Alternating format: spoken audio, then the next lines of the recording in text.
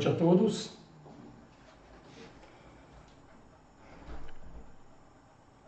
Vamos iniciar mais uma aula do nosso curso, é a terceira. Ainda está bem no início. Vamos falar muito aqui ainda. Espero que vocês tenham paciência de me ouvir, tá? Vamos ver. É muito tema, muita coisa para a gente tratar. É um ponto de vista muito aprofundado. É válido para a teosofia, é válido para a Rosa Cruz, isso é válido para a maçonaria, para qualquer grupo espiritualista de uma forma geral. Essa obra que nós estamos tratando, ela realmente é muito completa. E, além de completa, muito profunda. Ou sejam todos bem-vindos. Vamos iniciar a nossa aula, né? Namastê. O tema que nós vamos começar hoje, na realidade, é para continuar, né? Falar um pouquinho sobre instâncias de Dzyan. Para quem está mergulhado no mundo esotérico, não é novidade nenhuma falar de instâncias de Dzyan. Mas para quem não está acostumado, é uma obra muito pouco conhecida. Na realidade, para mim falar sobre instância de Dzyan de uma forma bem completa, não vai ser fácil, não. Por que não vai ser fácil? Eu vou mostrar para vocês aqui, ó. O que eu tenho aqui?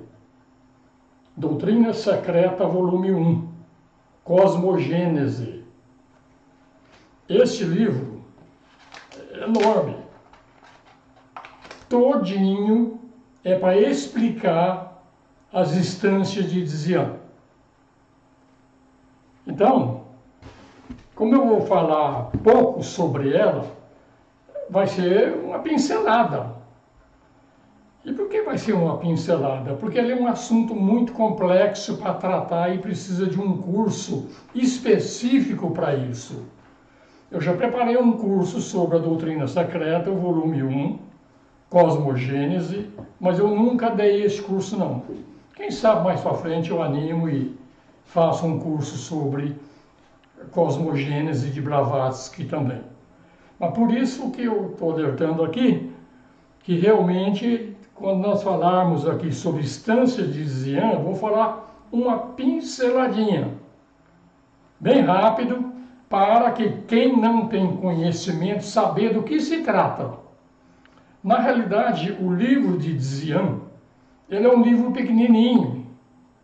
Não é grande, não. Aqui está na imagem mostrando aí a capa do livro da Blavatsky, falando sobre a instância de Dzyan. Na realidade, não foi Blavatsky que escreveu. Esse livro é muito, muito antigo. Tá? E, na realidade, o que Blavatsky fez foi tradução do Censar e do sânscrito para o inglês. Isso é instâncias de Dzyan, então, gente. Mas como eu estou falando, se necessário, quem sabe no final deste curso, eu volto a falar um pouquinho mais sobre as instâncias de Dzyan. Então, ela já foi tratada na doutrina secreta, volume 1, Cosmogênese, e não vou, como falei, tratar em detalhe aqui não. Tá?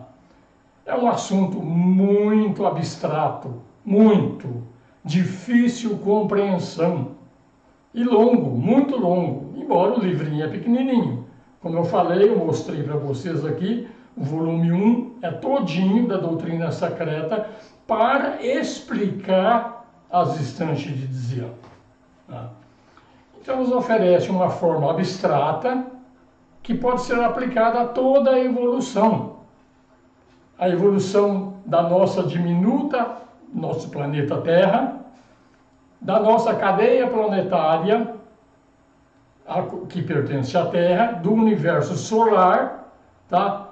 Que integra essa cadeia, e sucessivamente. Aqui eu chamo a atenção mais uma vez, quem não tem vivência com teosofia, esse tema de cadeia, ronda, essas coisas, vai ser difícil compreender.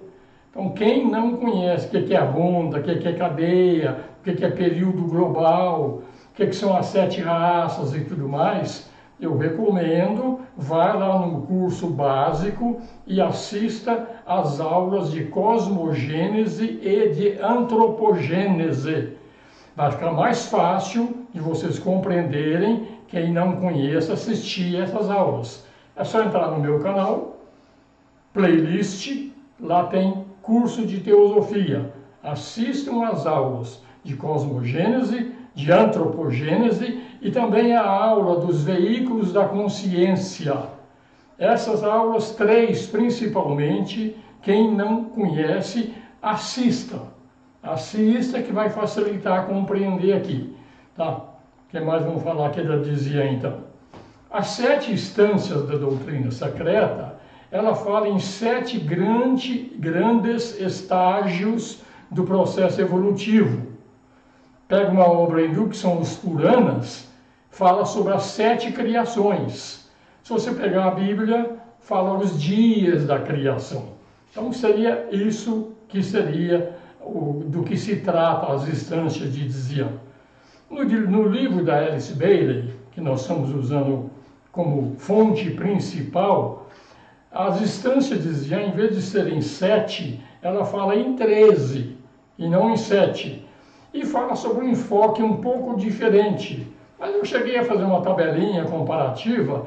No fundo, ela está querendo dizer, Alice Bailey, a mesma coisa do que está realmente na cosmogênese de Blavatsky, mas de uma forma, com um enfoque diferente. Mas é exatamente a mesma coisa. Mais em frente, a primeira instância das 7 que cita na doutrina secreta, ela fala sobre o estado do Uno durante o Pralaya. Para quem não conhece, Pralaya é o período antes da manifestação de um sistema solar, antes da manifestação de um planeta, ele está em Pralaya, antes da manifestação de um universo, ele está em Pralaya. Depois do Pralaya, quando, não vamos falar agora porque, começa-se um período de manifestação, então aquele universo adormecido em Pralaya, ele entra em Manvantara. Então começa a instância 1, falando ainda sobre o Pralaya, ainda não existia. Se a gente está falando no Pralaya universal, não existia nem universo. Mas nós vamos falar mais sobre o nosso sistema solar. Então, em Pralaya, o nosso sistema solar também estava não manifestado. Estava realmente em Pralaya, que é o nome correto para se dizer. Então, esse estado não dá para falar muito em palavras, porque não dá para definir.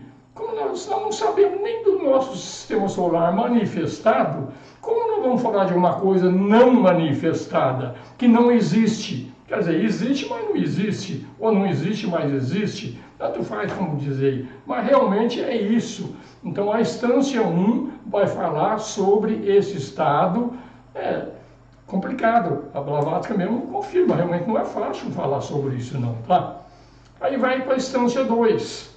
Na instância 2 ela se refere a um estado muito parecido com o da primeira instância, e ela fala, a Blavatsky fala, deixa a intuição e as faculdades superiores do leitor, ao ler, compreender. Eu sempre estou dizendo aqui, gente, enquanto a gente estiver lendo, usando os recursos do intelecto, a compreensão é intelectual.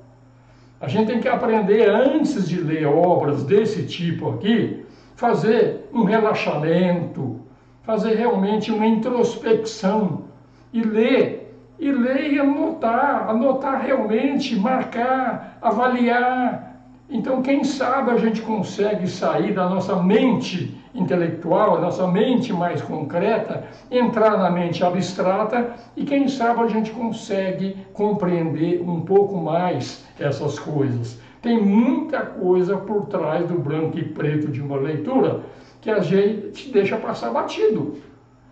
E, claro, na realidade, para compreensão melhor ainda, seria abandonar a mente e usar o veículo nosso da intuição, que é uma dimensão depois da mente. É um aprendizado. No começo, sem dúvida nenhuma, a leitura ela é mental, ela é intelectual. Depois de muita prática, que a gente começa realmente a entender um pouco mais, entrando primeiro na mente abstrata, depois em Budi. Assim, a gente tem uma compreensão muito maior. É prática, gente, prática mesmo. Se você está lendo, pensando no Palmeiras, no Corinthians, na novela, tomando cerveja no boteco, não vai haver a compreensão necessária. É necessário um trabalho muito grande, uma prática muito grande nesse reaprendizagem de leitura. Tá? Então, notar que as instâncias que nós estamos falando, ela fala mais para a faculdade interior e não para aquela inteligência ordinária do homem físico. Então, gente, está aqui, ó. Comecem, pratiquem, dediquem mais tempo ao estudo, mas não o estudo intelectual, vão mais fundo. Assim a gente vai aprender muito mais. Tá? A instância 3 já fala sobre o despertar do universo assim que acabou o Pralaya. Então vai começar um sistema solar mesmo. Ela mostra o emergir das mônadas que estavam no estado absorvida no Uno, estava absorvida em Deus. Tá? E o primeiro estágio da formação dos mundos. Mônada, para quem também não está acostumado, é o termo para espírito. Tá? Então a gente tem corpo, alma e espírito. Você vai entender isso bem se você assistir novamente às aulas sobre os veículos da consciência. Não vou repetir aqui agora, isso aqui tem diversas aulas no curso básico. Aí vem a instância 4, que ela fala sobre a diferenciação do germe do universo numa hierarquia setenária de poderes divinos. Tá? São os construtores e modeladores do mundo manifestado. Vamos entender, estava em Pralaya, vai entrar em Manvantara, então a criação de um sistema solar, ele não é só uma dimensão, não, dimensão física. São 7 dimensões diferentes na criação de um sistema solar. E nós, como mônada, nós atuamos em todas essas 7 dimensões diferentes. Na verdade, é uma única mônada com um carro, um veículo para atuar em cada um desses planos do universo. Então nós somos 7 em 1. Estamos em todos os planos, mas fundamentalmente nós somos a mônada que realmente acordou aqui agora na instância 4.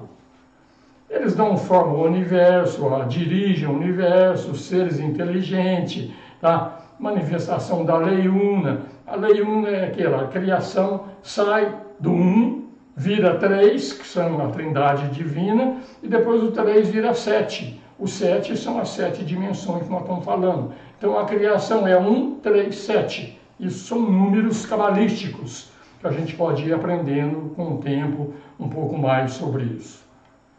O que mais? Então, genericamente, esses seres, essas mônadas, são os Dhyan Chohans. Então, nós somos o quê? Nós, como pessoa, nos entendemos como corpo, emoção, pensamento. Mas nossa mônada, que é o nosso espírito, ela é um anjo solar que entrou na manifestação. Ao longo do curso nós vamos explicar o porquê que ela entrou. Isso que é importante. Não é só aprender realmente a sequência de Dhyan e não se localizar dentro dela. Nós somos uma mônada. Agora, a gente faz, tudo que a gente faz é atuar como pessoa. Mas é isso aí, somos uma mônada trabalhando nesses mundos todos aí. 7 mundos nós estamos falando. Tá? A instância 5 fala sobre o processo de formação do mundo, onde, primeiro, na realidade, a matéria em Pralaya, ela chama Mula Prakriti, é a matéria fundamental. Essa matéria ela vai entrar na manifestação, ela é uma matéria cósmica difusa, vira um torvelinho de fogo, vira uma nebulosa, assim é a criação. Os cientistas já sabem disso, isso já está bem dominado pela ciência, realmente, a manifestação de um planeta, de um sistema solar, com esses telescópios que tem em órbita aqui agora, mostra essas imagens todas que a gente fala aí sobre nebulosas e tudo mais. Então a nebulosa se condensa, ainda instância 5, passa por muitas transformações, forma um sistema solar, uma cadeia planetária, um planeta, tudo isso aqui é descrito na instância 5. Se a gente tivesse que traduzir, isso aqui é interessante, gente, eu pus aqui só a título de brincadeira, tá? Traduzir o primeiro versículo que tem na instância 5, e se a gente usar só substantivos e expressões técnicas que aparecer lá para a gente ler, seria isso aí, ó. Toa Genzingyu dormiu em 7 cárias, Odimana, Ziba, todo Niyugi, Seiya, vai para aí afora. Isso é realmente uma tradução linear, sem nenhuma explicação do que seria o primeiro parágrafo da instância 5. Você vê que quando a gente fala que essa instância de Dzyan não é moleza, não é moleza não. Tanto que a Blavatsky gastou um livro inteirinho para explicar essas instâncias de Dzyan. É uma abracadabra, tá? Aqui, a doutrina secreta, ela tem muito sânscrito ainda.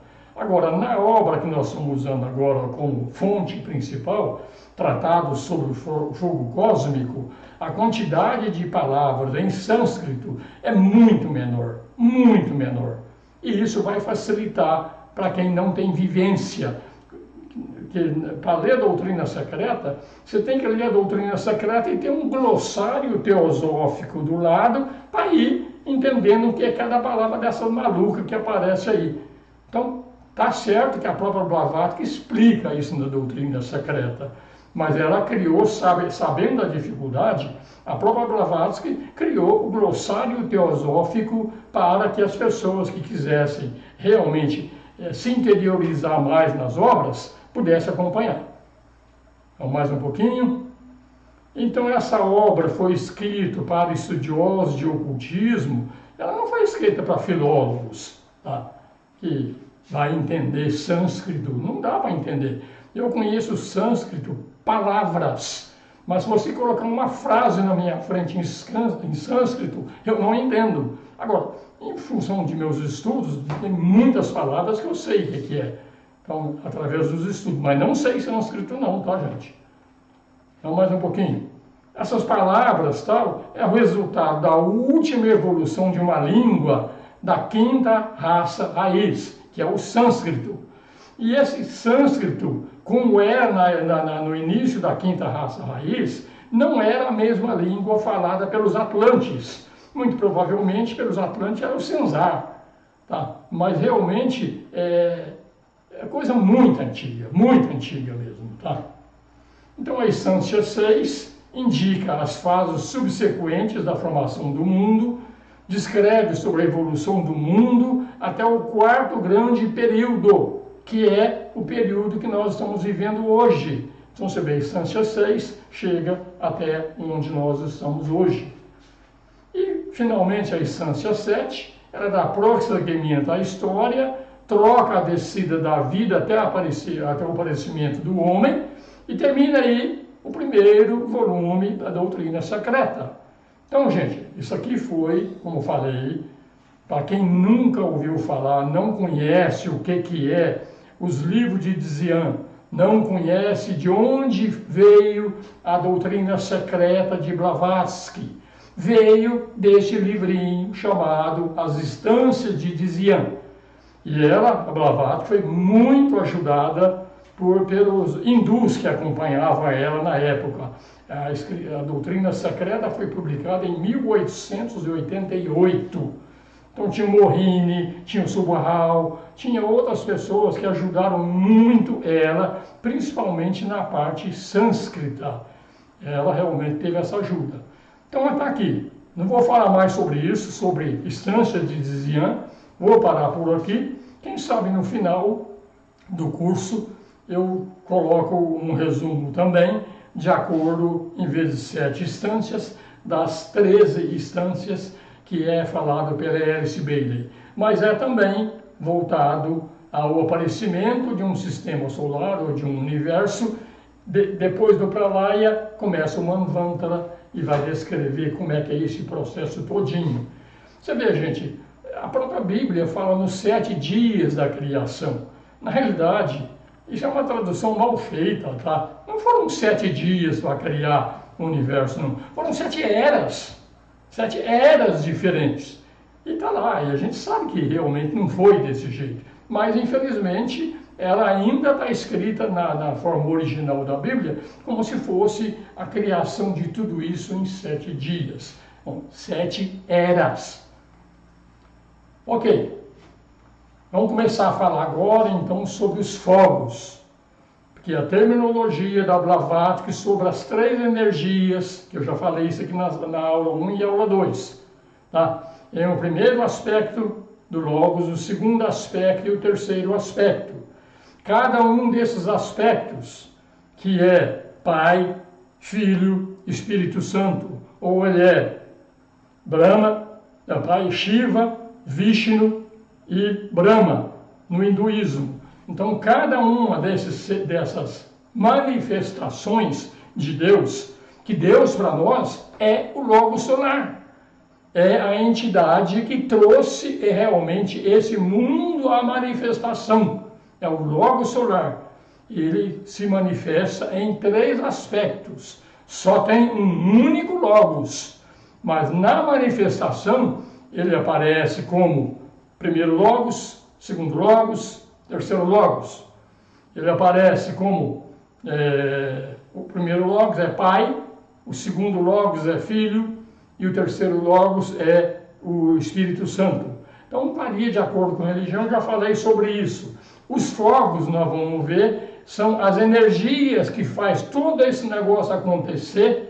É a terminologia utilizada aqui, fogo no sentido de energia. Tá? Então, algumas observações preliminares. A gente vai tratar de quê?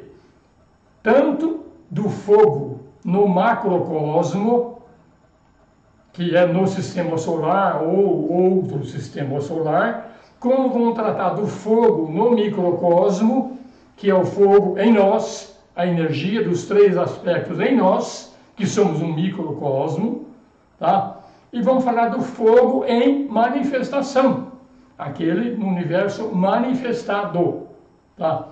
Vamos considerar o tema do fogo sob 2 pontos de vista diferentes. Vamos tratar ele sob o ponto de vista do Logos solar e sobre o ponto de vista do ser humano. O ponto de vista do ser humano é um ponto de vista muito simples, é nada. E o ponto de vista do Logos solar é aquele que está realmente fazendo tudo acontecer. E é muito diferente o ponto de vista de um e o ponto de vista de outro. Nós vamos tratar desses 2 pontos de vista. Começar com fogo no macrocosmo. Na natureza essencial, o fogo é tríplice. Agora, quando ele está em manifestação, é quíntupla. Por que quíntupla? Agora, aqui nós estamos falando. São planos de manifestação. E esses planos de manifestação, onde nós, como seres humanos, trabalhamos, é o plano físico, plano astral, o plano da mente, o plano intuicional ou búdico e o plano átmico. Então, por isso que o fogo, nos planos do nosso sistema solar, onde acontece a evolução humana, são esses 5 planos aí. Tem mais 2 acima do átmico ainda, que é o monádico e o divino. Mas são assim. Como é que a gente divide isso aí? Então tem um fogo por fricção, é o fogo interno vitalizante. Este fogo anima e vitaliza o sistema solar objetivo, não o subjetivo. O que é objetivo? Qual a diferença entre objetivo e subjetivo? Por exemplo, eu estou usando um veículo físico. Quando eu estou dormindo, eu vou para um veículo astral ou um veículo mental. Então, o veículo astral, em relação ao veículo físico, o veículo astral é subjetivo. Só que o veículo astral, em relação ao próximo plano, que é o plano da mente, ele passa a ser objetivo e o subjetivo é o plano da mente. Então, para dizer o que é objetivo e o que é subjetivo, existem diversos pontos de vista diferentes. Tá? Agora, esse fogo por fricção é a soma total de uma energia chamada Kundalini logóica do Logos, quando ela está em plena atividade no sistema que nós vivemos. Então, a Kundalini logóica, ela é o diferencial, é uma energia que fica no chakra básico nosso aqui, ó. Ela está presa. Tá? Agora, essa Kundalini, na evolução, ela vai subir e chegar até no coronário. Tá? Então, a soma total da Kundalini logóica, ela está aqui. Então, falando que ela é o fogo por fricção, sim, é o fogo de Brahma. Tá? É ela que é a energia que Brahma usa, que a gente chama também, a gente vai ver depois que a Kundalini tem a ver com Forrati também, que é outra energia que nós já falamos, tá? Mas a Kundalini é aquela energia que, quando a gente vai crescendo espiritualmente, vamos falar do reino mineral para o reino vegetal, para o reino animal, a Kundalini está presa. Então, na realidade, ela nem praticamente ainda existe. É só no ser humano que começa a haver o despertamento dessa energia Kundalini. O Logos se manifesta em 3 etapas diferentes. Uma etapa ele cria o reino mineral, vegetal, animal. Na terceira emanação do Logos é que realmente o primeiro Logos, que é o Pai, ele se manifesta no ser humano. Por isso que é dito que o ser humano é a imagem de Deus. Porque os 3 aspectos do Logo, o Pai, Filho e Espírito Santo, só estão presentes na evolução humana e também na evolução dévica. Mas depois a gente vai falar sobre a evolução dévica. Mas na evolução mineral, vegetal, animal, ainda não há presença do Pai nesses seres. Então quando há aquilo que chama de individualização, quando o animal preparou um corpo mental e ele foi ungido e passou a usar esse corpo animal para uma mônada humana, isso se chama a terceira etapa, ou a terceira, quando o Logos Pai entra e o ser humano surge, e o ser humano, então, ele é a imagem completa do Pai, Filho e Espírito Santo. Tá? Então, esse é o fogo por fricção, é o fogo da matéria, é o fogo que realmente faz a gente poder criar um corpo de manifestação. Sem o fogo de fricção, a gente não teria como criar um corpo para a nossa manifestação. O segundo fogo é chamado de fogo solar, é o fogo da mente, mas da mente cósmica. Tá? Vai chegar na mente sistêmica também, depois na mente humana. Mas o fogo solar mesmo, ele é um fogo mental cósmico, é uma porção do plano mental cósmico que vai animar o corpo mental do Logos. O corpo mental do Logos faz parte já do universo em manifestação. Tá? Como falei, a manifestação do universo começa no plano 1, que é o plano Adi, ou plano divino. O plano 2 é o plano monádico, onde ficam as nossas mônadas. O plano 3 é o plano átmico. O quarto é o plano búdico. O quinto é o plano mental. O sexto é o plano astral. E o sétimo é o plano físico. Então, é uma parte do mental que vai animar o corpo mental do Logos nosso. Então, você vê, o fogo cósmico, ele entra no sistema agora, e dentro do sistema ele vai criar todos esses níveis aí que nós estamos falando, e todos eles são mente. Então o universo é mental, ele é criado a partir da mente. tá? Para efeito do Logos. A criação de tudo isso aqui é do plano mental. Por isso que uma das leis herméticas diz que o universo é mental, porque é a partir da mente cósmica que realmente começa-se a trabalhar todos os planos de manifestação do Logos. O plano que nós vivemos, falei 7, não falei? 7 planos. Esses 7 planos juntos, do ponto de vista agora do Logos, da evolução cósmica dele, e não sistêmica, todos esses 7 planos juntos são como se fosse um único plano, e é o plano físico cósmico.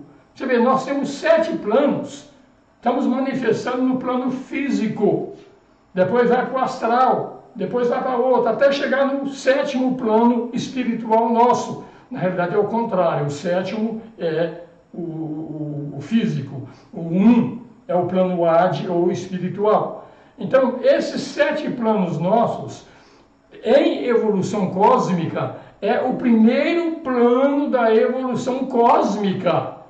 Gente, nós ainda estamos lá embaixo da evolução sistêmica. Nós estamos vivendo no plano físico, no plano astral e no plano mental, que são os 3 planos mais baixos do nosso sistema solar. A gente só está ali, ó, entre nascer e morrer, nascer e morrer, nascer e morrer. Nós estamos alternando a nossa vida nesses 3 planos. Ainda no sistema tem 4 planos depois disso, para depois entrar no primeiro plano cósmico. Veja que titica de galinha nós somos e achamos que somos o rei da cocada preta. É isso aí, gente. A gente tem que aprender a se localizar.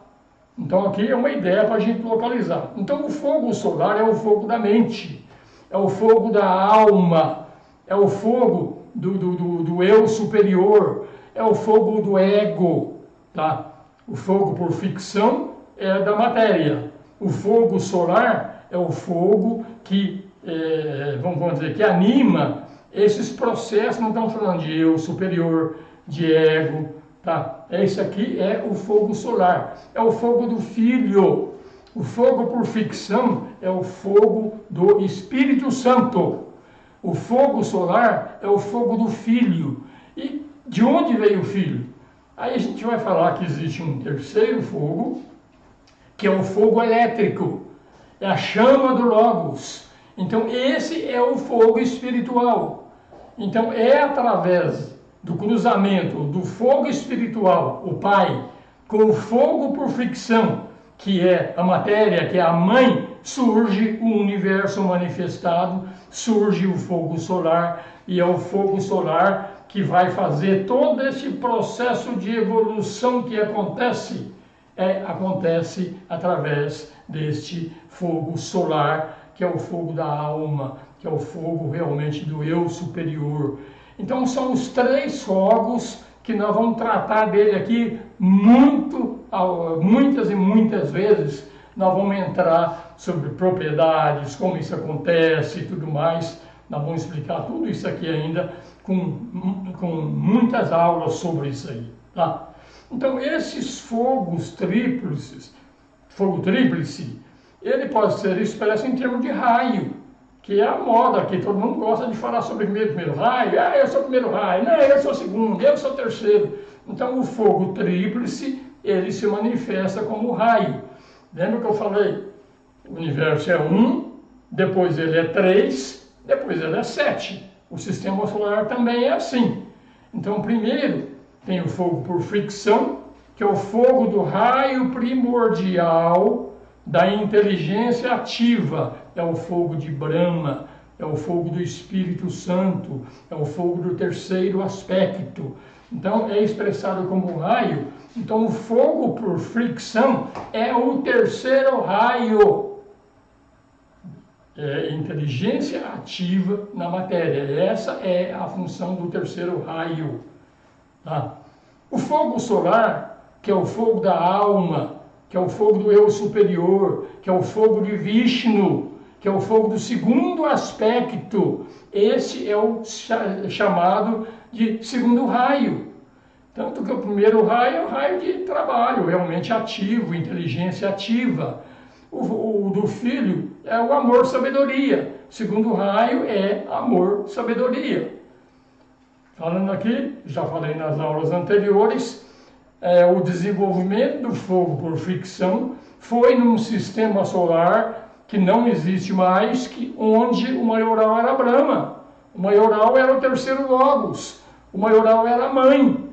Era o aspecto matéria que era preponderante nesse universo que passou. Agora, nesse segundo universo, que é o que nós estamos vivendo hoje, esse segundo sistema solar, que é do fogo solar, é o raio do amor, sabedoria, é o raio do amor inteligente, a energia do aspecto Vishnu, ou do segundo aspecto do Logos. Você vê, passou um sistema solar completo para o desenvolvimento da matéria. Agora, o segundo universo já é para o desenvolvimento da alma. Tá? Então, no primeiro, o maioral, como eu falei, foi o universo ou o sistema solar de Brahma. O segundo, que é esse nós estamos vivendo, é o sistema solar de Vishnu, do segundo aspecto, do segundo Logos. Tá? E vamos ter ainda o fogo elétrico, que é o fogo do plano mental cósmico, já é o primeiro raio, o raio da vontade, o raio cósmico da vontade. É o aspecto Shiva, que é conhecido também como Mahadeva, é o primeiro Logos. Então você vê aqui toda a manifestação acontecendo. Primeiro surgiu o universo material, o primeiro sistema solar. Depois, o segundo sistema solar já foi para o desenvolvimento do aspecto amor-sabedoria. E o futuro sistema solar vai ser para o desenvolvimento realmente do aspecto vontade espiritual. Você vê, toda essa evolução, ela é feita não para nós evoluirmos, ela é feita para a evolução do Logos. Então, o Logos criou um sistema solar que durou alguns bilhões de anos aí, que depois nós vamos falar, para ele desenvolver o aspecto matéria, inteligência ativa. Então o Logos já passou por todo esse processo. Depois esse sistema solar desapareceu, veio um segundo sistema solar, que é o que nós estamos vivendo hoje, onde o Logos está desenvolvendo um outro tipo de energia, que é chamada energia do amor, sabedoria. Então, primeiro, desenvolvimento da matéria. Agora, a matéria tem que aprender a amar e tem que aprender a ter sabedoria. E isso que nós estamos fazendo aqui. E o que vai acontecer depois do final desse sistema solar, vir o sistema solar de Shiva, que vai ser para desenvolvimento do aspecto vontade espiritual.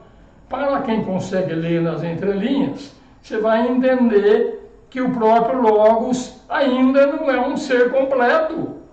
O próprio Logos nosso, o Logos solar, ele desenvolveu o fogo por ficção, está desenvolvendo o aspecto amor-sabedoria e ainda nem começou a manifestar o aspecto vontade espiritual.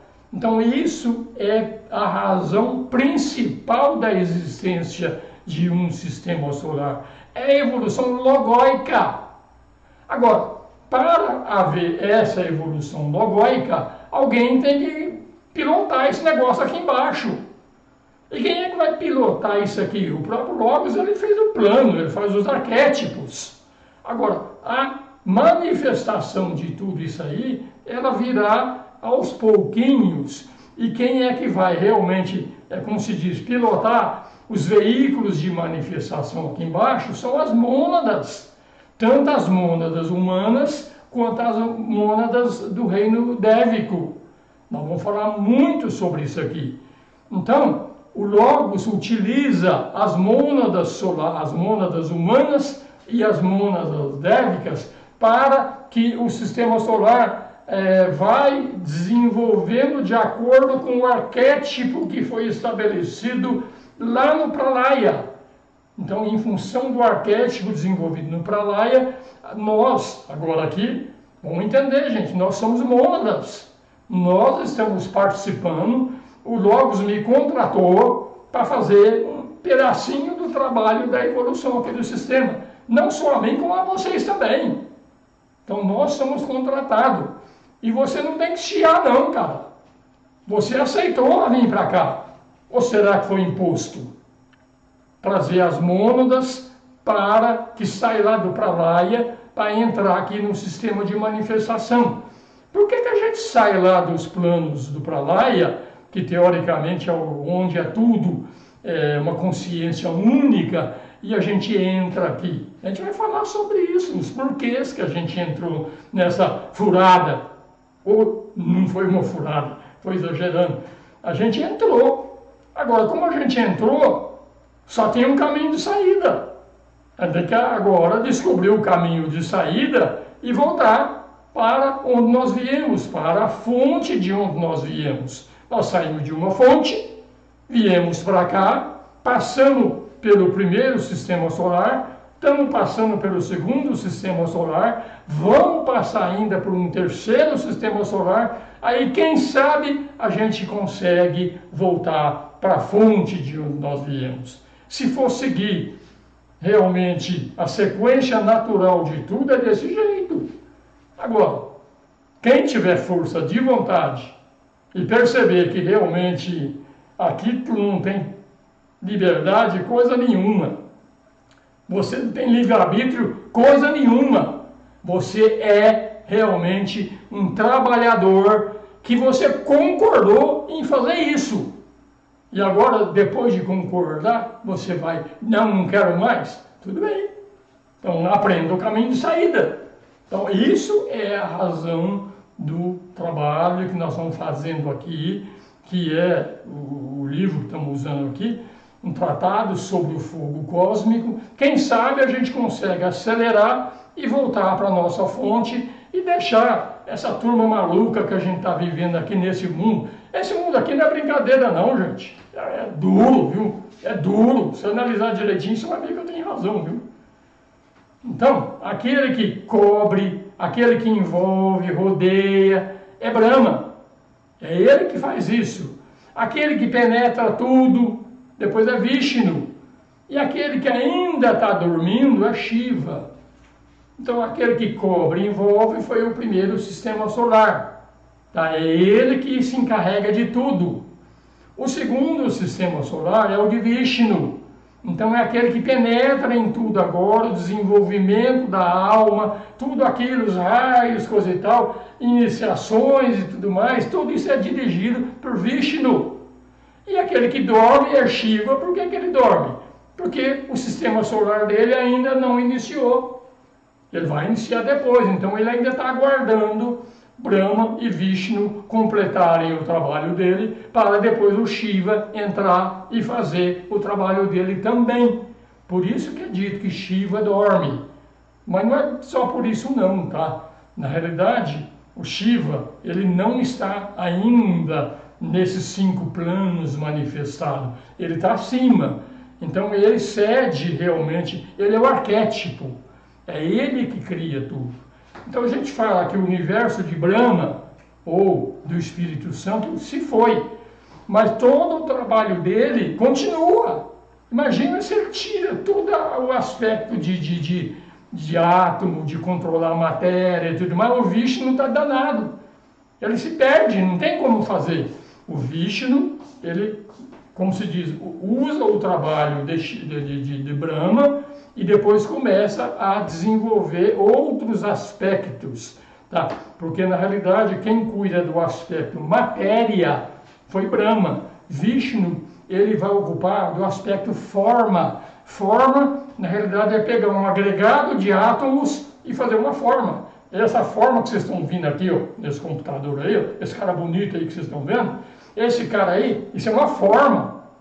A forma aqui, ó, que não é só matéria, usou matéria desenvolvida por Brahma e agora fez uma forma para que pudesse crescer, todo mundo crescer. Então Vishnu cuida da parte forma, Brahma da parte matéria. Agora, como é que vai fazer forma sem matéria?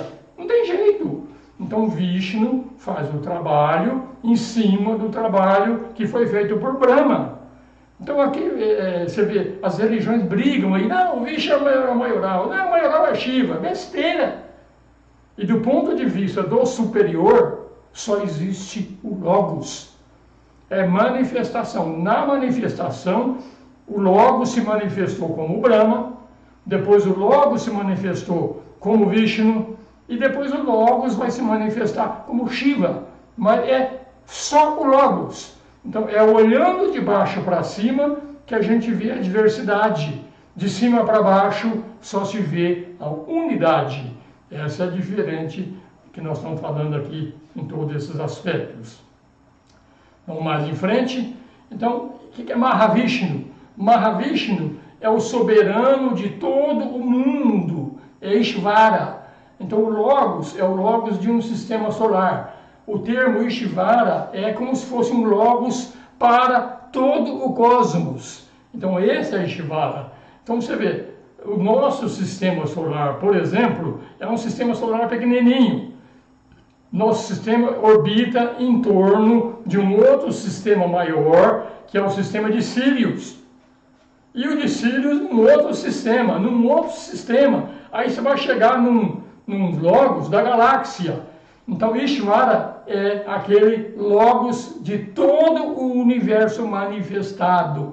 Isso é chamado de Mahavishnu ou é chamado de Ishvara. Tá? Mas vamos ficar aqui dentro do nosso Logos e entender isso aqui, que já está de bom tamanho, tá, gente?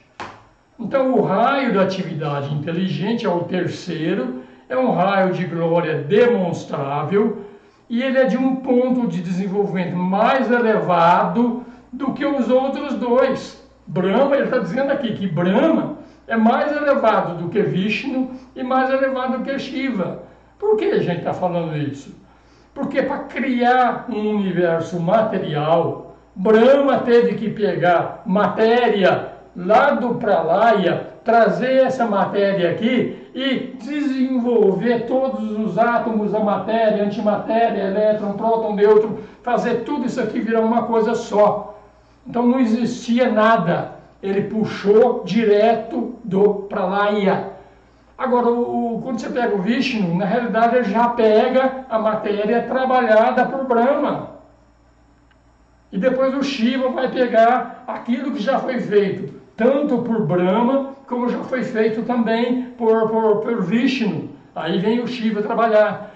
Por isso que esse terceiro Logos, ele é um Logos que se desenvolveu cosmicamente muito antes do que os outros dois. Porque ele é o mais antigo.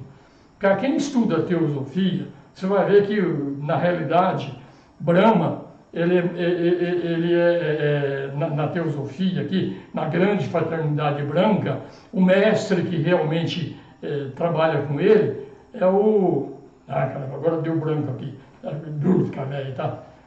Então tem o mestre lá, e esse mestre é o único que fica durante a evolução do planeta Terra todinho, tá? E na realidade os outros mestres, que são o Cristo, que são o Buda, que são os Manus, todos eles são crias do nosso sistema. E esse mestre, que na realidade é o mestre do terceiro raio, ele já veio de outro sistema anterior, inclusive aqui na grande fraternidade branca. Daqui a pouco eu lembro o nome dele. Estou ficando velho. Tá? Mas é isso aí. Então é por isso que ele está dizendo aqui que é um raio de atividade inteligente, e ele realmente, dá para entender isso aqui, como eu estou falando, ele criou um mundo material a partir do Pralaya, ou seja, a partir do nada. E o Vishnu montou em cima do trabalho do Brahma e continuou o trabalho dele, desenvolveu as formas. E o Shiva vai colocar vontade em tudo em cima do trabalho feito por Brahma e feito por Vishnu. Tá aqui, gente? Isso é... Pouca gente chega a essa conclusão, mas é por aí. Realmente não é fácil o trabalho do terceiro Logos, não. E ele é a causa do movimento rotativo da forma esferoidal. Tudo gira, tudo gira. E a física mostra mesmo, tudo que gira pega a forma de esfera. O planeta Terra está girando em torno de si próprio. Então tem a forma esferoidal. Então essa energia, esse movimento rotativo, isso é trabalho desse terceiro raio, é o trabalho de Brahma. Tá? O tempo passado ele é infinito, o tempo que ainda virá também é infinito, o universo ele é formado, dissolvido, reproduzido em formas infinitas, vai? Sempre Pralaya Manvantara. Pralaya Manvantara. Nós vamos tentar explicar o porquê de tudo isso aqui também, tá? Por que a gente está preso nesse sistema de entrar e sair, entrar e sair, entrar e sair, tá? E aqui agora, não sei se dá para ver, está meio pequenininho, é para a gente ter uma noção desse universo todinho, tá? Então, se a gente pegar aqui, por exemplo, a existência de um sistema solar, esse quadrinho amarelo aí em cima. Tem 4 grandes eras, que é a era do ouro, a era da prata, a era do bronze, a era do ferro, tá? E tudo isso aí, na realidade, da existência de um sistema, o total de tempo dele é 4 bilhões e 320 milhões de anos. É o tempo de existência nem estou falando de um sistema solar, eu estou falando de uma cadeia planetária, 4 bilhões e 320 milhões de anos. Isso aí vai se repetindo, repetindo, repetindo, até chegar no tempo de existência do universo. O universo todinho, o tempo de manifestação dele, é essa corzinha azul que está aí embaixo. A existência de um universo, o tempo total em anos mortais, são 311 trilhões de anos. Isso aqui, se pegar os cientistas, eles matam a gente. Me conversa. O universo tem 15, 17 bilhões de anos, não 311 trilhões. Então os cientistas não sabem de nada, quem sabe é o pessoal antigo. Não, é que o cientista está olhando por quê? Ele está olhando para um dos planos de manifestação, que é o plano físico. Eles enxergam o plano físico. Esse calendário aqui de 311 trilhões de anos é dos 7 planos de manifestação, não só dos 7 planos do sistema solar, de um outro sistema solar maior, de tudo mais. Então, a gente está falando de coisas diferentes. Por isso tem essa diferença de tempo assombrosa aqui, quando os cientistas falam que o universo tem 17 bilhões de anos, e vem aqui o pessoal dos Upanishads, que criou tudo isso aqui lá, fala em 311 trilhões de anos. Não é só universo material. Os cientistas falam que o universo, do Big Bang até o Big Crunch, vão ser 17 bilhões de anos. Mas é o fim do universo manifestado. E o plano astral, e o plano mental, e o plano búdico, e os demais planos. Então é diferente a forma de enxergar. Tem que enxergar também com o ponto de vista de cima, não só com o ponto de vista de baixo. Né? Então aqui só para a gente ter uma noção do trabalho aqui. Para o nosso efeito, quando a gente fala na nossa própria evolução, do nosso planeta aqui, então um kalpa, que é o período, um manvantara, que é um período de existência da nossa cadeia planetária, são 4 bilhões e 320 milhões de anos. Esse calendário, ele está na doutrina secreta. Quem pegar o volume 1 da Cosmogênese e buscar lá, vai achar esse mesmo calendário aqui. O nome dele é Tilkanda Panchanga. Está lá na doutrina secreta. Não é invenção minha, não. Está lá. E isso veio de conhecimento muito antigo para chegar nesses números todos aqui. Aqui, agora, inclusive, nesse novo curso, Mahashohan. Estava aqui tentando lembrar o nome do senhor do terceiro raio, Mahashohan. Do segundo raio é o Cristo, ou o Buda, e do primeiro raio é o Manu, do terceiro raio, na fraternidade branca, o Mahashohan, que ele é é o único que fica do começo ao fim da história de um kalpa, tá? de um planeta. Tá? Na realidade, o Buda muda, o Manu muda, todos eles são cargos que vão mudando. E o Mahashohan não, ele está desde o princípio e vai ficar até o final. Porque para conseguir o domínio da matéria, falar em domínio da matéria está falando de uma energia muito complicada. Só ver a bomba atômica que a gente vai ver o que acontece aí com brincar com a matéria. Então precisa realmente de espíritos muito antigos nessa arte para fazer esse trabalho todinho.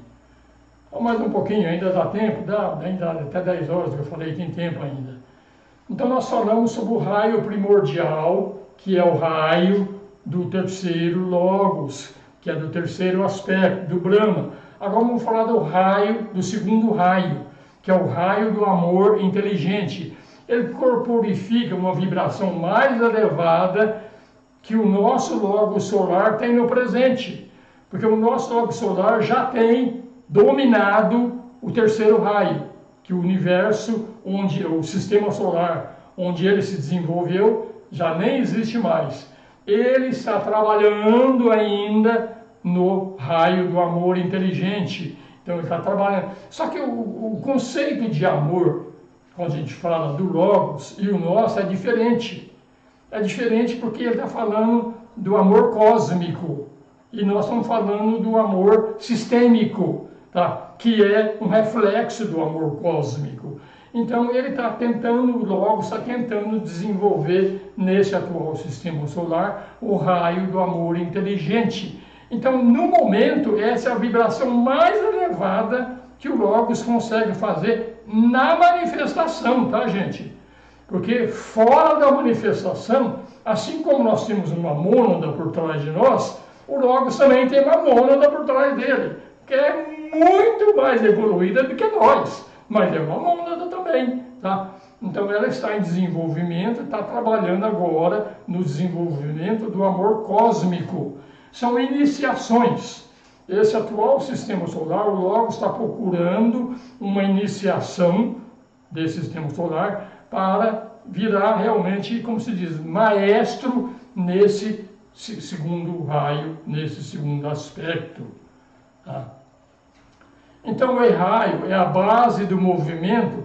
No caso do Brahma era o movimento circular, né? Aqui já não é, já é uma espiral. O movimento é em espiral no corpo logóico. Então, a lei fundamental do Logos, do terceiro Logos, é a lei da economia. Não vou falar muito aqui agora, porque está acabando o tempo, mas nós vamos ter uma aula sobre isso. Como a criação da matéria tem essa lei da economia. Tá? Agora a gente está falando aqui agora, na realidade, para este segundo sistema que nós estamos falando, agora nós vamos trabalhar, o Logos está trabalhando, a lei de atração e repulsão, que é a base do raio divino do amor. Então, ele está trabalhando nisso aqui, nesse raio do amor inteligente. Tá? Depois, acima de tudo isso, ainda virá o raio da vontade inteligente, que vai ser o primeiro raio. Ainda pouco se pode falar sobre esse raio. Quem está dizendo isso aqui é um mestre de uma oculta falando, através da Alice Bailey. Tá? Pouco pode ser dito, por quê? Porque o sistema solar, para o desenvolvimento da vontade inteligente, ainda nem se manifestou. Ainda é coisa de futura. Tá? Então, a evolução segue em paralelo com a do amor cósmico. A do amor cósmico, na realidade, é uma vibração mais lenta do que a vibração do aspecto vontade mesmo espiritual. Então você vê, para isso que eu disse, a evolução que a gente trata como se tudo isso aqui tivesse sido feito para nós pessoas, não. A evolução foi feita para o Logos. E vamos explicar também, vai ser difícil, gente, mas eu vou tentar. O que o Logos está fazendo quando manifesta um sistema desse? Tá? E por que nós entramos? Tá? Então a gente tem que começar a avaliar isso aqui para tentar entender. Então nós pegamos carona no plano de uma mônada que está por trás do logos solar, criou um sistema solar, fiz um bem bolado com ele lá e entrei nesse esquema com ele para fazer um pedacinho desse processo todinho aqui. Tá? Então, eu estou ali. Agora, por quê? Como eu me localizo? O pessoal que estuda isso aqui muitas vezes só olha pelo lado intelectual e não olha que tem alguma coisa que você tem que fazer. E você acha que nós, eu falo você, mas é nós, que nós viemos aqui fazer turismo. Viemos aqui para namorar, para ganhar dinheiro, um monte de coisa aí. Não! Nós estamos boicotando o nosso aspecto superior, que é a alma, que é a mônada. Em vez de fazer o trabalho que nós combinamos lá com a mônada, lá em cima, de fazer aqui, nós estamos aqui brincando de fazer turismo. Isso aqui é o aspecto para a gente entender. O voltar para dentro e assumir a responsabilidade. O que eu vim fazer aqui? Por que eu amarrei meu burrinho aqui nesse mundo? Esse é o que nós temos que fazer. Entender, pesquisar isso aí. E você vai entender isso através do intelecto? Não vai. Para isso tem que realmente entrar dentro. Tem que entrar na intuição. Para perceber qual que é o teu trabalho real aqui nesse mundo. Estamos aqui para isso, gente. Tá? Então é assim que... Por que foi feito em 3 sistemas solares? Por que desse jeito? Por que primeiro o aspecto inteligência, depois o aspecto amor, sabedoria, depois o outro aspecto que é o vontade espiritual? Foi a escolha do logo solar. Por que é desse jeito? Tem menor ideia. Tem menor ideia. E quem falar que tem ideia do porquê que o logo está fazendo alguma coisa, manda ele catar coquinho. Eu não sei nem a vontade por que eu faço certas coisas, e eu vou saber por que o Logos fez esse negócio desse jeito. Gente, vamos botar no nosso devido lugar. Claro que a gente pode até entender. Agora, entender isso não é estudando na doutrina secreta, nem estudar mais 10 livros, fazer mais 10 cursos. Isso é mergulhando dentro da gente. É que mergulhando dentro da gente que a gente vai sair do plano físico, pegar consciência do plano astral, pegar consciência de um outro plano, vai subindo. Quanto mais você sobe, mais você expande a tua consciência. Então, quando você chegar lá no plano 1, que nós estamos no 7º, quando você chegar lá no plano 1, consciência do plano 1, você vai ter uma ideia muito melhor de tudo isso aqui, do que tentar ficar entendendo isso aqui através do intelecto. Perda de tempo. Perda de tempo. Então a gente tem que trabalhar mais, entender e buscar para ver o que eu estou fazendo aqui. Vamos em frente. Tá? O primeiro raio, a lei que realmente comanda o primeiro raio, é a lei da síntese. Claro, é o último, tudo vai ser... Começou pelo universo de Brahma, de Vishnu, depois o primeiro raio, que é o de Shiva, vai fazer a síntese. Tá? Então, a lei que governa realmente o primeiro raio é a lei da síntese. Tá? Ela controla o movimento de todo o círculo, não se passa. O que é círculo não se passa? É o círculo que envolve todo o sistema nosso solar. Só sai desse círculo. Esse círculo não é só o círculo físico, não, né? Envolvendo as 7 dimensões. Esse círculo que envolve todo o sistema solar, ele chama círculo não se passa. Você só sai dele com autorização por escrito. Brincadeira, tá, gente? Mas é isso aí. Então esse é o primeiro raio. Com tudo que está dentro dele é governado pelo primeiro raio. Tá? Esse termo é usado para indicar a periferia da esfera de influência de qualquer força central de vida. No caso, a força central de vida do primeiro raio é o próprio sistema solar. Então, como é o próprio sistema solar, então eu estou falando, a única vontade que tem aqui dentro é a vontade do Logos. Não tem nenhuma outra vontade. Porque se tivesse outra vontade, então o diabo existia, separado do Logos. Não. A única vontade que tem aqui é a vontade do Logos. E esse círculo não se passa, nos prende aqui dentro. Tá? Como eu falei, se foi compulsório ou se foi por livre e espontânea vontade que a gente entrou, fica como lição de casa, cada um que reflita e pensa sobre isso. Tá? Então o círculo não se passa do ser humano. Vamos olhar um pouquinho. É a forma esferoidal do corpo mental. Tudo é esfera. Tem uma esfera do plano físico, outra esfera do plano astral, outra esfera que envolve do plano mental. Então o ciclo não se passa do homem, é do plano mental, porque a gente transita entre esses três planos, físico, astral e mental, tanto quanto dorme, quando morre também. A gente consegue rodar dentro dos três, mas sair do plano mental e entrar no plano búdico, opa, aí não, cara. Aí tem uma série de iniciações e tem um monte de coisa a fazer. Então você vê, o círculo não se passa, ele também tem pontos de vista diferentes, mas existem todos eles. Se você olhar o homem físico, ele só entra no plano astral ou quando ele dorme ou então quando ele morre. Mas se ele quiser entrar no plano astral acordado, raríssimas pessoas conseguem, conseguem. Os espíritas estão um monte de viagem astral que se fala aí, consegue, mas normalmente tem alguma coisa que impede entre você e o mundo astral. Tem uma teia etérica que não deixa a gente ter consciência do que aconteceu lá. Quando a gente volta aqui, esquece tudo. Tem alguns que já estão começando a vencer essa teia etérica. Tudo isso tem a ver com esse círculo não se passa. Tá? Então, uma tabelinha aqui, nós temos o fogo interno, que é o primordial, atividade inteligente, movimento rotativo, lei da economia, fogo por fricção. Em branquinho no meio, tem o fogo da mente, o raio do amor, é o aspecto amor inteligente, que juntou realmente uma coisa com a outra, tá? Movimento agora é cíclico em espiral, a lei é da atração e é o fogo solar. E temos depois a chama divina, que é o aspecto vontade, o raio da vontade, o aspecto é vontade inteligente, você vê que vai incorporando o outro, tá?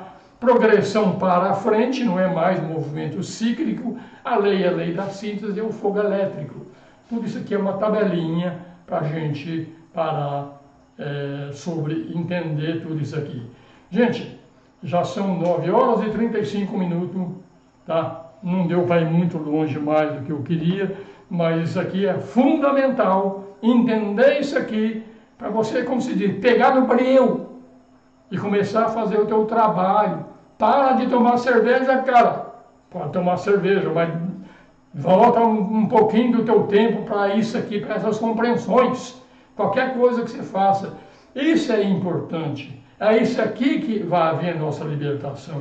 Na realidade, aquilo que a gente chama de livre-arbítrio vai acontecer quando a gente sair dessa influência. Aqui nós estamos sob a vontade do Logos. Ainda bem que ele é um cara camarada, né, gente? Será que é mesmo? Mas é isso aí. Tanta Vaneide aqui, se nós temos muitas perguntas ou não tem pergunta, tá? E a gente vai tentar responder essas perguntas aí. Brahma Vidya. Qual que é? Brahma Vidya. Brahma Vidya. Legal. Antes de responder a pergunta, eu quero falar só um lembretezinho. Eu respondo tudo que me perguntam. Eu sou bocudo. Mas tem coisinha que eu não gosto de responder. E não quero responder. O que eu não quero responder? Quando alguém me pergunta e coloca personagem político, personagem de futebol, ou qualquer outro tipo desse personagem, faz pergunta baseada nesses personagens, eu não vou responder. Por que eu não vou responder? Não é porque eu sou favorável a um ou a outro, não sou. Eu sou apolítico a tudo, tá? Mas, na realidade, é que a gente responde certas coisas, depois a gente se arrepende. Porque todo esse panorama muda depois de 5 anos, 10 anos, 15 anos, isso muda. E o que eu falei aqui agora fica gravado lá no YouTube. Já aconteceu comigo, de pessoas irem me inquirir alguma coisa que eu nem lembrava mais que eu tinha falado há 10 ou 15 anos atrás. Então eu aprendi. Eu falo, quem quer perguntar coisas, se esse Deus ele é terrível, por que aconteceu isso, aconteceu, por que ele deixa acontecer isso? Eu respondo, não tem problema nenhum, mas faça a pergunta de uma forma bem neutra e não de uma forma citando personagens. Se for para citar personagem, eu não vou responder. Só por essa razão, eu já me arrependi de ter respondido algumas coisas aqui, e como eu falei, depois de 10 anos, está lá gravado, e você nem pode dizer que você não falou, eu nem lembrava mais do que era. Mas então, por favor, quando quiser fazer pergunta desse tipo de coisa, pode fazer que eu vou responder da maior boa vontade. Se eu souber, tá? Eu vou responder. Mas se é nomeando fulano ou ciclano ou aquele outro, eu não respondo. Ok, gente? Pode, quem que me mandou a pergunta, refaça a tua pergunta e faça ela de uma forma um pouco mais neutra, que eu vou responder com prazer, tá? Brahma Vidya pergunta: o mundo, o Logos e Deus são manifestações diferentes do mesmo ser? O pai e mãe do universo? Perfeito, Brahma Vidya. Não sei o teu nome aqui está com Brahma Vidya, mas o que é Brahma Vidya? Sabedoria divina, cara. Isso aqui faz parte da sabedoria divina.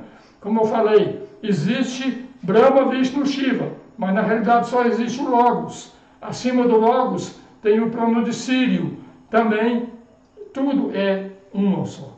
É o pai e mãe, primeiro do sistema solar, depois de um outro sistema solar maior, até chegar no pai e mãe do universo. Então é isso aí. Só existe um único ser, mas a gente está longe dele ainda, gente. Vamos lá. Perseu Moraes. A terceira emanação, que é a emanação do primeiro Logos, ocorre com o surgimento do ego na personalidade ou ele é autoria em si?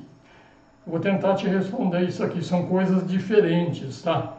Na realidade, o primeiro Logos, ele se manifesta quando há a transição animal humana. Até então, as emanações anteriores foram as emanações do terceiro e do segundo Logos. A do primeiro Logos acontece realmente, acontece quando há a transição animal humana e nós adquirimos autoconsciência. Os reinos anteriores não têm autoconsciência, por isso que há uma diferença. Então, Perseu, essa terceira emanação é para colocar a autoconsciência no ser humano, tá? Depois, acima da autoconsciência, ainda vai ter uma outra, que é a consciência de Deus. Turiya é um estado de consciência, tá? Tem o estado acordado, tem o estado dormindo, tem o estado dormindo sem sonhos e tem o estado Turiya. Então, são coisas que a gente vai avançando, subindo na manifestação. Turiya é algo que estaria do plano átmico ou nirvânico para cima. Isso é uma consciência praticamente do um. Então é a diferença de uma coisa para outra, percebeu? Adriano Trentin, nós somos o Logos e estamos no plano 1, no plano 7, tá? Nosso corpo físico, nós somos o Logos e estamos no plano 1. Na realidade, o plano 1 é o plano do Logos. As mônadas estão no plano 2, no plano monádico, tá? Nosso corpo físico é no plano 7. Todas as percepções que temos inicia-se no plano 1 e vai até o 7. Depende de cada ser. Um Buda, que já está na 8ª iniciação, tem consciência de tudo isso. Nós, male, temos a consciência dos 3 primeiros planos. Tudo isso se chama evolução. Tudo isso vem quando a gente começar a fazer a licença de casa, tá, Adriano? Não sei se respondi. Então, todas as percepções inicia-se no plano 1 e vai descendo. Em termos de criação, sim, é do plano 1 até o plano 7. O retorno para casa é o contrário, é do plano 7 até o plano 1. Então, depende como você está falando, depende do referencial. Adriano Tentina tem uma continuação. Faz sentido buscarmos entender o plano 1 daqui do 7º, digo no sentido da mente. Daí, se já somos o Logos, o que temos para aprender? Na realidade, você vai até o plano 2, que eu falei que é o plano onde estão estacionadas as mônadas. O plano 1 Na realidade é o plano do Logos. Mas o que é o Logos? O Logos é a somatória de todas as mônadas, humanas e débicas. O Logos é uma figura que no fundo não existe. Assim como a nossa personalidade é uma coisa que não existe. O próprio Logos não existe. O próprio Logos é a somatória de todas as mônadas estacionadas no segundo plano. Então todas as mônadas humanas e débicas juntas chamam-se Logos. Entendeu? Qual que é a diferença? Tá? Então, chegar no plano 1 significa que você tem a consciência não só da tua mônada, como você tem a consciência de todas as mônadas deste sistema solar, tá? Vamos em frente. Baralho Cigano, Vanessa Fávero, boa noite, Vanessa. Será que temos como terceirizar o nosso desenvolvimento, como fez o Logos conosco? Não é bem assim não, tá? Terceirizar é meio pesado, tá? Eu ainda estou na dúvida se eu vim para cá compulsoriamente ou se eu vim por livre e espontânea vontade. Mas, Vanessa, eu te diria que tanto faz e o importante não é saber isso não. O importante é saber o caminho de volta. Foque no entender o caminho de volta, você ganha mais. Dá um vídeo de novo. A vida pode ser dura se não entendermos nossos desafios, mas quando conseguimos entender nossas dores, elas podem se tornar alegria. Na realidade, não é questão de se tornar alegria. Então, dor e alegria depende do estado de consciência de cada um. Uma dor física é sentida no plano físico, quem sabe no plano superior não tem, tá? Então, ela pode ser dura, tá? Não é bem alegria, mas elas podem ser esquecidas. Que, na realidade, para a gente sair disso aqui tudo, sair dessa vida de plano físico, astral e mental, que é a personalidade, na realidade não é desenvolver nada. Na realidade é esquecer tudo isso. Esquecer. Você só vai embora. Na morte, você vai ter que esquecer para modelar o veículo físico, depois você vai morrer no plano astral, vai morrer no plano mental, vai entrar no Devakan. Dá uma olhada de novo na aula lá do Milagre do Nascimento e o Enigma da Morte. Lá eu explico isso em muitos detalhes. Dá uma olhada lá que você vai entender, tá? Arthur Duarte, poderia explicar sobre o senhor Metatron? Desculpe, cara, não sei. Não sei. Tá? Eu já vi alguma coisa, mas não saberia te responder quem que é o senhor Metatron. Mas na realidade eu vou dizer uma coisa, tá? São nomes diferentes que se dão para as mesmas coisas. A única coisa que existe aqui é a nossa mônada, o senhor Metatron, é um desses aí que inventam nomes diferentes. É isso que acontece, eu fico às vezes puto da vida quando eu venho lá e aparece a Prajapati. O que é Prajapati? Não sei, eu tenho que pegar um glossário teosófico para saber o que é Prajapati. Aí eu vi lá que Prajapati é o Logos planetário, é um outro nome que deram para ele. Então se eu pegar lá e procurar o Metatron num livro adequado lá, você vai chegar à conclusão que é um desses outros que eu te falei aí. Qual é, eu não sei dizer. Brahma Vidya, Ishvara então é que o cristão chama de Deus, o Mahavishnu. É sim e não, tá? O cristão, ele não tem noção de tudo isso aí não, tá? Ele enxerga Deus como Jeová. E o Jeová, na realidade, está circunscrito ao nosso sistema solar. A gente querer saber mais do que o nosso sistema solar é exagero, tá? Então, pronto, para isso ainda não, tá? Então não. Ishvara é o Deus universal, manifestado. Porque acima do Deus manifestado, Ishvara, tem Brahman, que é do mundo não manifestado. Esse realmente é o fim de tudo, é Brahman. Na manifestação, ele vem como Ishvara, até chegar no nosso sistema solar, vem como Logos. Então, o máximo que a gente consegue entender agora é até o Logos.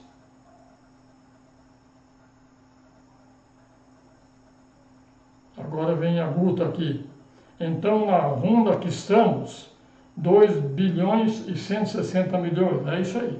Estamos na metade, realmente, dessa cadeia nossa, tá correto? Mais ou menos isso, tá? Ah, eu esqueci de dizer, tá? Nós vamos corrigir uma boa parte dessas datas aí que nós falamos lá do Chinkanda Pachanga. O Diwalku vem aqui e fala, esquece o que está na doutrina secreta, que não é bem aquilo não, tá?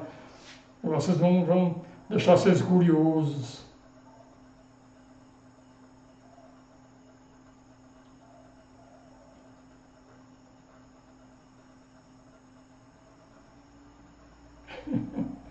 É isso aí, Guta, brincadeirinha legal. De novo a Guta. Eu acredito que Jesus Cristo seguia o Logos e não o Deus manifesto da Bíblia. É bom você dar uma reavaliada nisso aí, tá? Jesus histórico é uma coisa, Cristo é outra coisa diferente. O Jesus é o Chohan do sexto raio, tá? E o Cristo já é a oitava iniciação, está bem na frente. Então o Cristo, ele inspirou o Jesus, tá? Não é o Jesus que é realmente histórico, que seguiu Logos. Na realidade, ele falava, né, Pai, perdoai, eles não sabem o que fazem. Ele está falando, sem dúvida nenhuma, está falando sobre o Logos, com certeza. Não tem como falar acima disso. Ah, baralho cigano, você achou bom como responder, né? Você entendeu, né? Não é que eu estou fugindo da pergunta, não, tá? Eu respondo, mas faça ela sem nominar. Não respondo, não.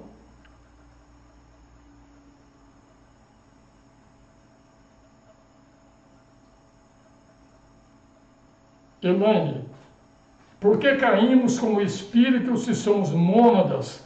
Por que estamos aqui? Tem uma perguntinha mais fácil, não, hein? Que perguntinha cabeluda, viu? Na realidade, a gente encarna, a mônada encarna, ela fala que é por desejo, tá? Os filhos da necessidade. Porque a mônada é eterna, já aconteceu tantos e tantos sistemas antes e depois, que são infinitos no passado, infinitos no futuro, e a gente vai lembrar agora por que estamos aqui, mas Blavatsky fala que nós somos filhos da necessidade. Ou seja, a gente deixou coisa para trás sem complementar e estamos tendo agora a oportunidade de complementar. Eu acho que a Blavatsky não está muito longe da realidade, não, tá?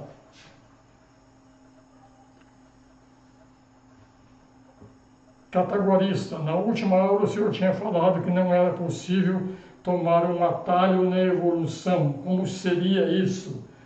Na realidade, eu não lembro ter falado isso não, mas de repente a gente fala besteira também, viu? Tá, estamos sujeitos a isso aí, tá? Na realidade, existe uma lei que é a lei da evolução. A lei é a mesma para todo mundo. As leis físicas, as leis psicológicas, é a mesma lei para todo mundo. De repente tem um que fica rico e outro não fica. Um trabalhou mais, um se dedicou mais, outro trabalhou menos, se dedicou menos, e não tem diferença? Meio estranho, né? Dizer que não tem diferença aí, tá? Então depende realmente do trabalho de cada um. Então, na realidade, não é um atalho, tipo, eu contratei alguém lá de um político qualquer lá para me adiantar isso aqui. Isso não tem como. Tem grandes seres, que nós vamos falar sobre eles aqui também, que são chamados lípicas, senhores do karma, e é eles que administram tudo isso aí, tá? Então a gente tem que sim. Agora tem caminhos mais curtos, mas não é por favor não. É entender quais são as leis, quais são os caminhos e ver qual que é o caminho mais adequado para você ir mais rápido. É isso aí. É possível sim, tá? Depende de você. Acabou. Acho que respondi todas as perguntas. 10 para as 10, ou 5 para as 10. Gente, namastê. Muito obrigado. Coragem. Essa noite, quando você deitar lá, pega o teu melhor amigo. Sabe qual é o teu melhor amigo? É o teu travesseiro. Pega ele e começa a conversar com ele sobre essas coisas. que a mente não consegue explicar.